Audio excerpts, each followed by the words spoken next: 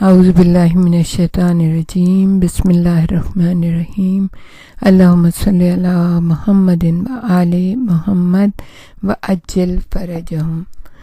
City of knowledge کے channel سے آپ کے میزبان بی بی جان آپ سے مخاطب ہیں۔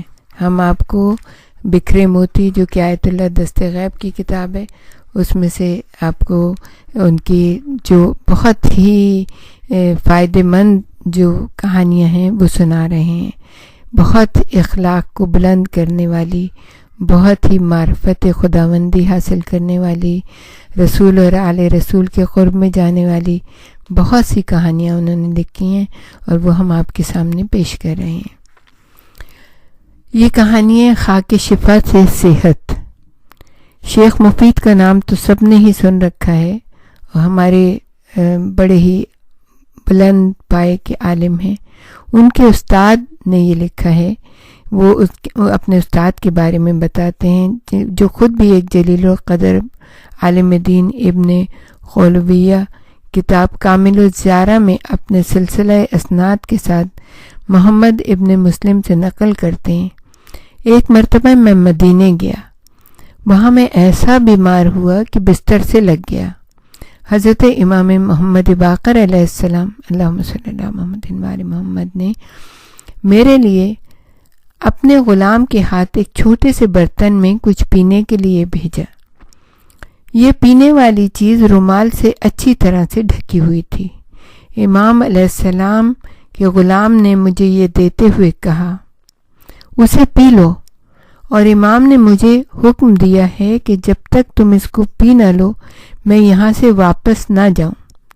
میں نے اس دوا کو پیا تو اس کا ذائقہ بہت ہی لذیذ تھا اور اس سے مشک جیسی خوشبو آ رہی تھی۔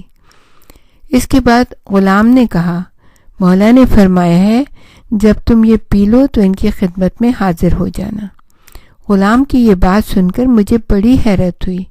میں تو بالکل چل پھر بھی نہیں سکتا تھا، پھر بھلا امام کی خدمت میں کیسے حاضری دے سکتا تھا؟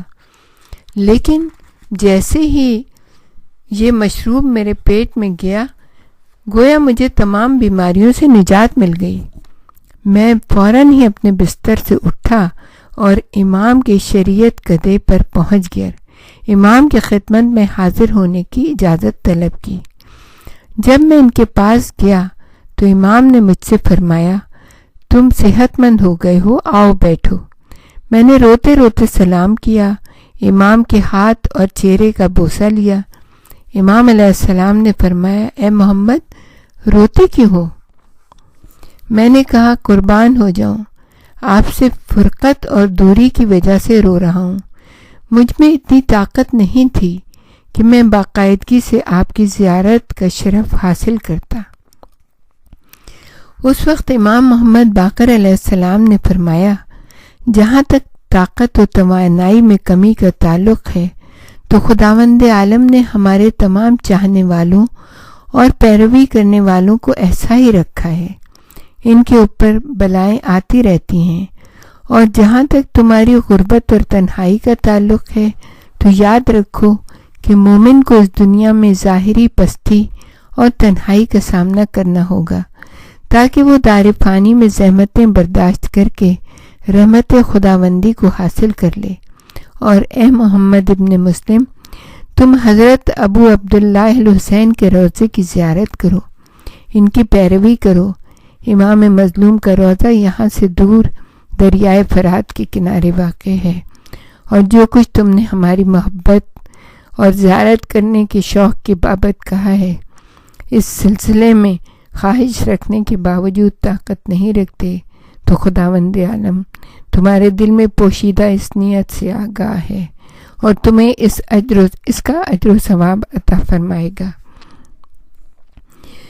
پھر امام علیہ السلام نے مجھ سے دریافت فرمایا، کیا تم امام حسین علیہ السلام کے حرم مطہر کی زیارت پر جاتے ہو؟ میں نے کہا، جی ہاں، مگر بہت زیادہ ڈر اور خوف کے ساتھ زیارت پر جاتا ہوں۔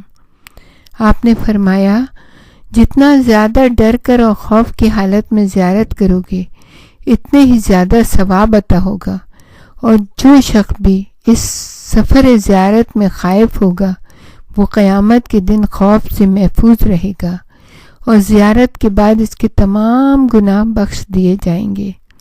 اس کے بعد امام علیہ السلام نے ارشاد فرمایا، تم نے وہ شربت پیا کیسا پایا؟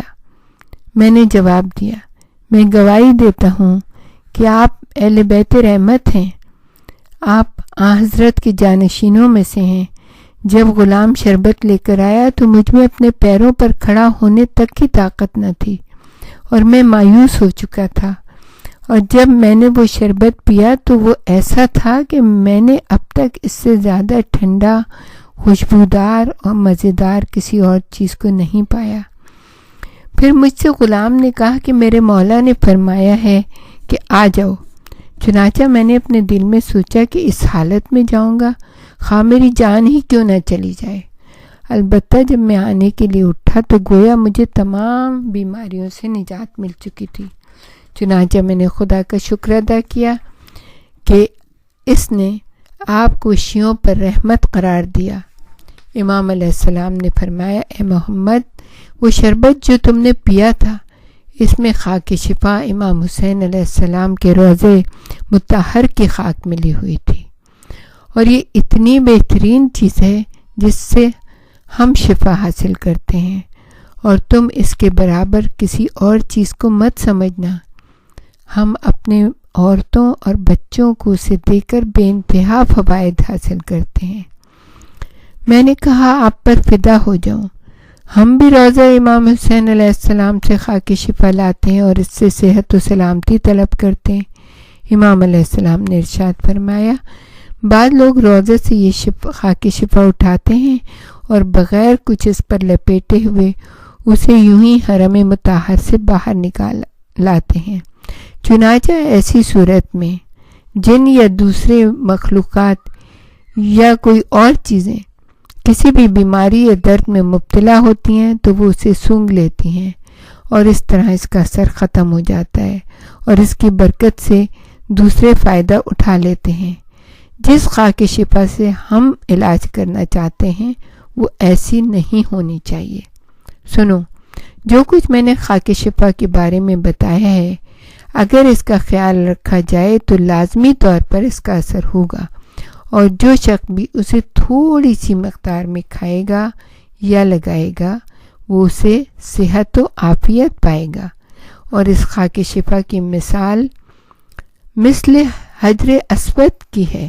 حجر اسود پہلے یاقوت کی مانند انتہائی سفید تھا، اور جو بیمار یا تکلیف میں مبتلا شخص خود کو اس سے مس کر دیتا تھا اسے اسی وقت صحت مل جاتی تھی۔ لیکن جب بیماری میں مبتلا افراد اور کافر اور جاہل قسم کے لوگوں نے خود کو اس سے مس کرنا اور رگڑنا شروع کر دیا تو اس کا رنگ سیاہی مائل ہو گیا اور اثر بھی ختم ہو گیا۔ میں نے پوچھا، حضرت میں آپ پر قربان جاؤں، میں یہ خاک شفا تربت حسین سے کیسے اٹھاؤں؟ امام علیہ السلام نے ارشاد فرمایا، تم بھی دوسروں ہی کی طرح تربت حسین سے خاک شفا اٹھاتے ہو۔ یہ خاک شفا کھلی ہوئی ہوتی ہے اور یوں ہی آلودہ جگہ پر چھوڑ دیتے ہو، چنانچہ اس کی برکت نکل جاتی ہے۔ میں نے فرمایا، حضرت آپ صحیح فرماتے ہیں۔ امام نے فرمایا، میں تھوڑی سی خاک شفا تمہیں دیتا ہوں، کیسے لے کر جاؤ گے؟ میں نے کہا، اپنے لباس میں رکھ کر لے جاؤں گا۔ امام علیہ السلام نے ارشاد فرمایا، جو کچھ تم مجھ سے کہہ رہے ہو اس پر عمل نہیں کر سکو گے، لہٰذا جتنی مرتبہ بھی خاک شفا ملا ہوا شربت پینا چاہو یہیں پی لو، اسے اپنے ساتھ مت لے جاؤ، کیونکہ اس طرح یہ تمہارے لیے پوری طرح محفوظ اور سالم نہیں رہ پائے گی۔ پھر اس کے بعد امام عالی مقام نے مزید 2 مرتبہ مجھے وہ شربت پلایا، اور پھر مجھے کبھی وہ مرض لاحق نہیں ہوا۔ ہمارے ساتھ ہی رہیے گا، ہم آپ کو ایسی ہی بہت ہی بہترین کہانیاں سنائیں گے، اور خاص طور پہ جو امام علیہ السلام نے کہا کہ خاک شفا بہت سارے لوگ لاتے ہیں اور پھر یہ کمپلین بھی کرتے ہیں کہ ہمیں اس سے کوئی خاص فائدہ نہیں ہوا، تو امام نے طریقہ بتایا کہ بہت ہی پوشیدہ کر کے لانی ہے، اس لیے کہ امام حسین علیہ السلام کو تو ہر شخص، ہر دنیا کی مخلوق جانتی ہے، زمین و آسمان پہ رہنے والی ہر مخلوق اللہ کی امام حسین سے وابستہ بھی ہے اور ان سے فیض بھی حاصل کرتی ہے اور ان کا ذکر بھی اپنی محفلوں میں کرتی ہے اور ان کے خاک شفا کو بھی پہچانتی ہے اور ان سے صحت بھی طلب کر لیتی ہے۔ تو اگر کوئی خاک شفا اٹھاتا ہے اور پھر اس کو ایسے ہی لے جا کر باہر کھلے عام لے جاتا ہے، تو امام نے ارشاد فرمایا کہ دوسری مخلوقات اس سے تم سے پہلے فیض حاصل کر لیتی ہیں اور پھر جو ہے نا اس میں وہ اثر باقی نہیں رہتا۔ تو اب ہم نے یہ سیکھا ہے کہ جب بھی ہم کربلا سے انشاءاللہ اللہ تعالیٰ سب کو کربلا کی زیارت نصیب کرے، جب بھی جائیں اور خاک شفا وہاں سے لے کر آئیں تو اس کو بہت احتیاط سے لے کے حرم مطہر سے باہر آئیں، احتیاط سے رکھیں تاکہ کبھی بھی ہمیں ضرورت پڑے تو ہم اس خاک شفا کو اپنی صحت کے لیے استعمال کر سکیں۔ ہمارے ساتھ ہی رہیے گا۔ وآخر دعوانا ان الحمدللہ رب العالمین والصلاة والسلام علی اشرف الانبیاء والمرسلین۔